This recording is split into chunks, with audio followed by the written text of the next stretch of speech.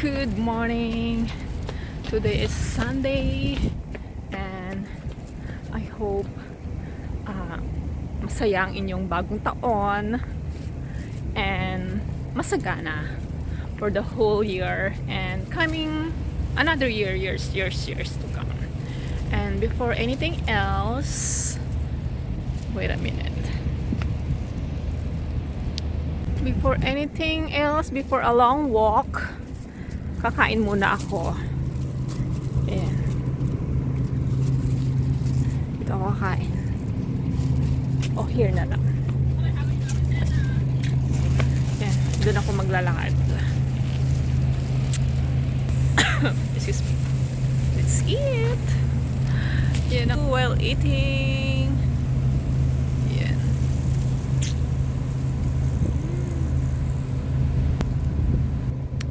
Let's eat.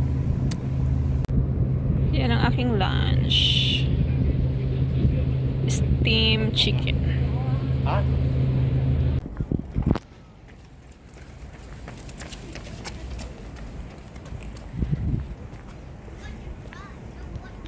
Tapos na akong kumain.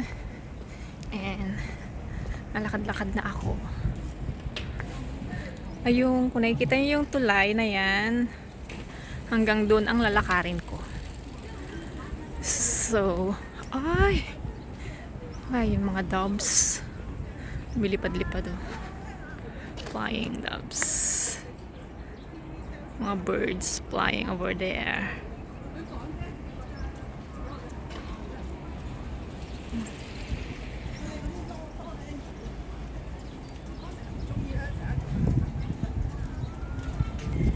So that's our beautiful view. Jogging area talaga dito. At sa kabila is biking. So bago tayo magkwentuhan, doon lang tayo magkwentuhan sa may tulay kasi may upuan doon. Saka maganda yung view.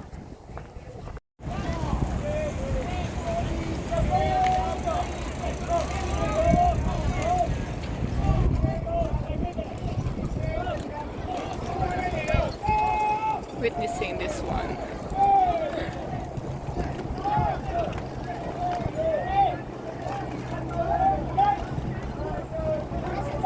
Yeah.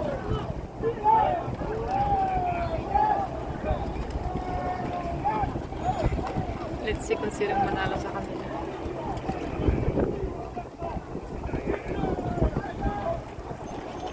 Hindi na kaya. It's against the light. Malapit na tayo sa tulay. Yan na yung bridge. If I continue walking over there, hanggang ma-ocean na yan. Pero hanggang yan lang ako sa tulay. Ay, may tulay pa sa other side. Doon ako upo.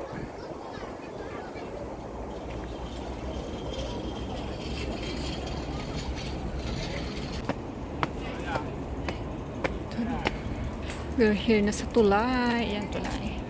Doon ako tatambay sa other side na tulay. And this way is for Taipu. Going to Taipu. Taipu. And this way is Chatinwai.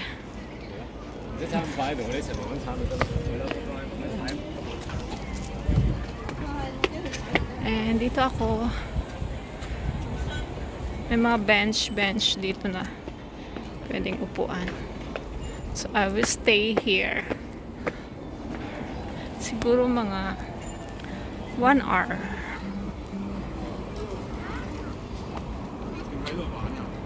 And if magko-continue ako doon, ano yan, ma-ocean. Ganda na view. Pwede ring maganda kaya ako ng sunset. Ay, sorry. Pero ano pa lang eh. Alas 3 pa lang. Tabihan natin si Kuya. Sure. I'm gonna sit here. Ayan, so. Ay, thank you, Lord.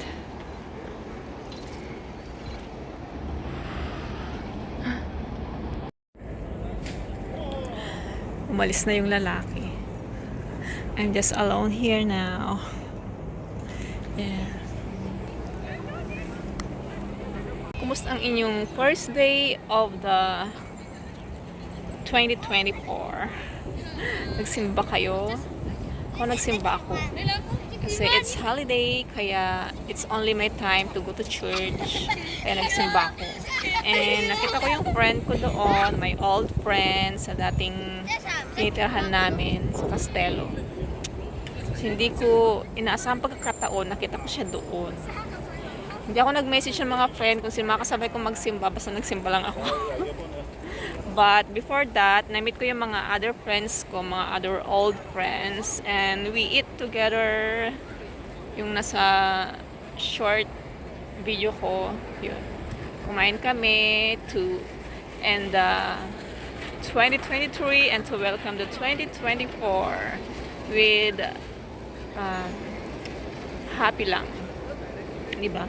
Yung mga old friends ko na kahit, diba, matagal mong kausap, kahit drama na yung pinag-uusapan nyo, masaya pa rin. Pinagtatawanan nyo na yung mga drama nyo sa buhay. At ganun din yung friend ko na na-meet ko noong January 1 sa church. Tapos yun, naglakad-lakad na kami, sabay na kaming nagpunta sa City 1. Kasi doon din yung way niya. And while walking, nag-usap-usap kami ng mga aming mga drama sa life. Pero yung drama namin is puno ng tawanan. Tinatawanan na lang namin yung mga drama namin sa buhay. Na, tagal din kami nagkikwento. So kasi, hindi ko na rin sila nakakasama. Iba na yung mga kagrupo nila. And ako ay may busy rin ako pag day off. And malaya na ako sa kanila. Kaya, yun. Hindi na kami madalang na kami magkita-kita.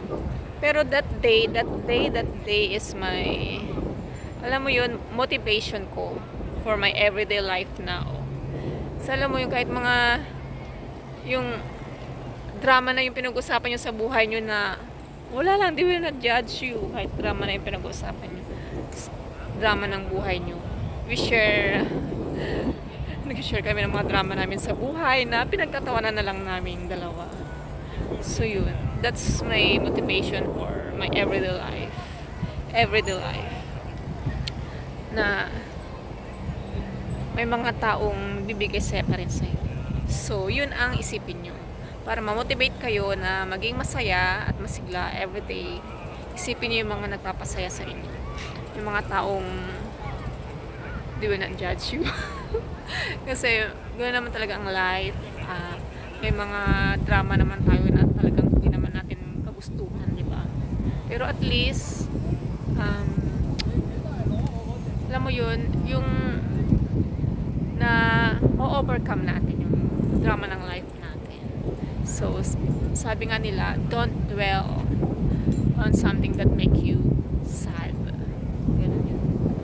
So that's it. And my New Year's resolutions for this year is stay healthy lang. Stay healthy para makapagtrabaho ng maayos at makapaghanap buhay tayo. And less buying things na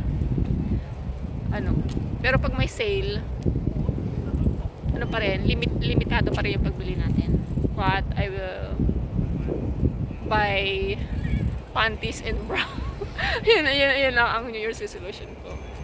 For today, stay healthy, bubbly.